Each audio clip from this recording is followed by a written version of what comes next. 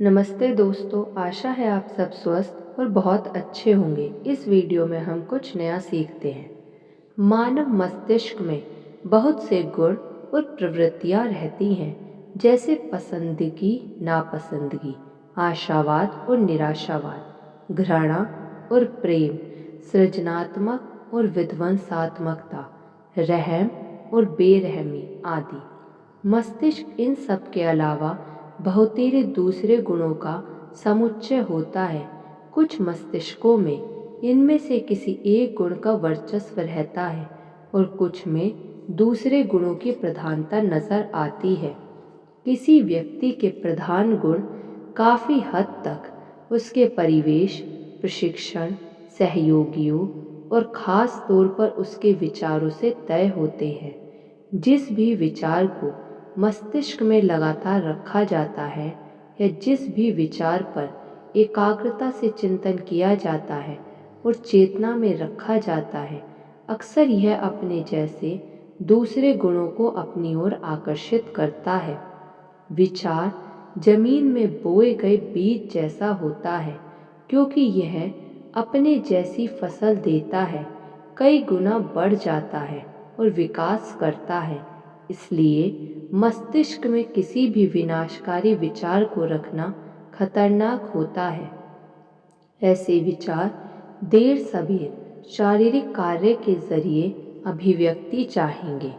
जिन विचारों को मस्तिष्क में रखा जाता है और जिन पर ध्यान केंद्रित किया जाता है, आत्म सुझाव के सिद्धांत के जरिए वे जल्दी ही कार्य रूप में घनीभूत होने लगेंगे। यदि आत्म सुझाव का सिद्धांत स्कूलों में पढ़ाया और समझाया जाए तो यह 20 साल के अंदर संसार के सारे नैतिक और आर्थिक मानदंडों को बदल देगा।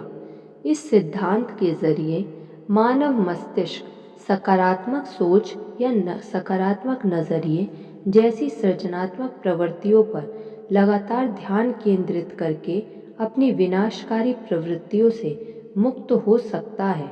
मानव मस्तिष्क के गुण तभी जीवित रह सकते हैं जब उन्हें पोषण दिया जाए और उनका इस्तेमाल किया जाए।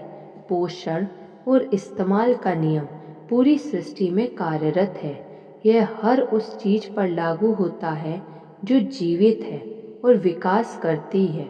इस नियम में यह बताया जाता है कि जिस किसी जीवित चीज को पोषण या इस्तेमाल नहीं मिलता है, वह मर जाएगी। यह नियम मानव मस्तिष्क के उन गुणों पर भी लागू होता है जिनका हम इस्तेमाल नहीं करते हैं।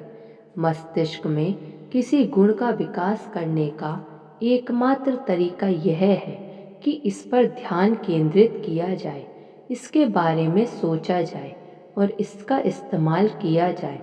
मस्तिष्क की बुरी प्रवृत्तियों को खत्म करने का तरीका यह है कि उनका उपयोग ना करके उन्हें भूखा रखा जाए।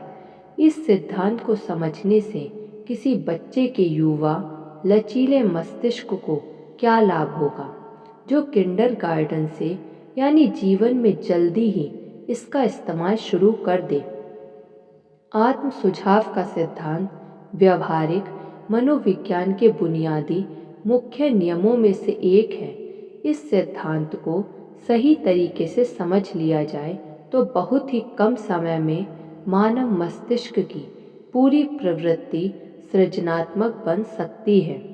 शिक्षा प्रणाली में इसे जब शामिल किया जाएगा तब किया जाएगा, लेकिन इसका इंतजार करने के बजाय क्या यह बेहतर नहीं है कि आप इस सिद्धांत का इस्तेमाल अपने और अपने आसपास के लोगों के लाभ के लिए करने लगेंगे?